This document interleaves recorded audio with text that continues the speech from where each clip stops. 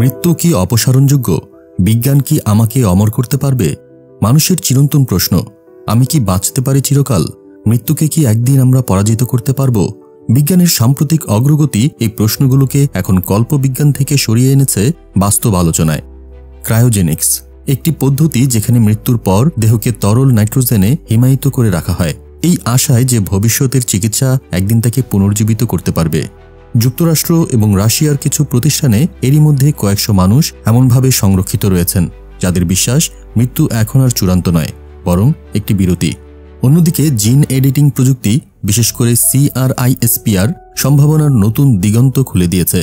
গবেষকরা বলছেন বার্ধক্য সৃষ্টিকারী জিনগুলোকে পরিবর্তন করে আমাদের কোষকে রিজেনারেট করানো সম্ভব।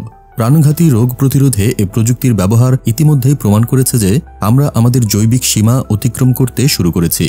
কিন্তু শুধু শরীর নয়, চেতনাও কি সংরক্ষণযোগ্য?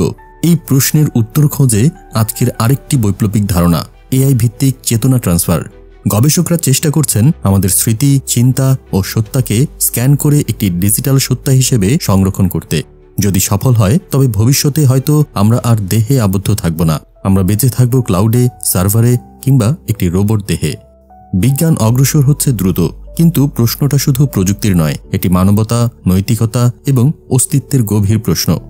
মৃত্যুকে যদি অপসারণ করাও যায় তাহলে আমাদের বেঁচে থাকার কারণটা কিভাবে সংজ্ঞায়িত হবে? তবে এখানে ইসলামিক দৃষ্টিকোণ থেকে একটি গুরুত্বপূর্ণ বিষয় উঠে আসে। সূরা আলে ইমরানের 185 নম্বর আয়াতে কুরআন স্পষ্টভাবে বলছে, প্রত্যেক প্রাণীকে মৃত্যুর স্বাদ গ্রহণ করতে হবে। মানুষের জীবন ও মৃত্যু আল্লাহর হাতে, এটি মুসলিম বিশ্বাসের কেন্দ্রে।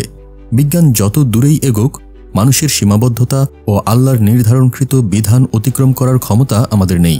অমরত্বের এই বিজ্ঞান চর্চা একদিকে যেমন কৌতূহল জাগায়, অন্যদিকে ইমানদারদের জন্য মনে করিয়ে দেয় এই দুনিয়া চিরস্থায়ী নয়, প্রস্তুতি নিতে হবে পরকালের জন্য, যেখানে প্রকৃত জীবন শুরু হবে।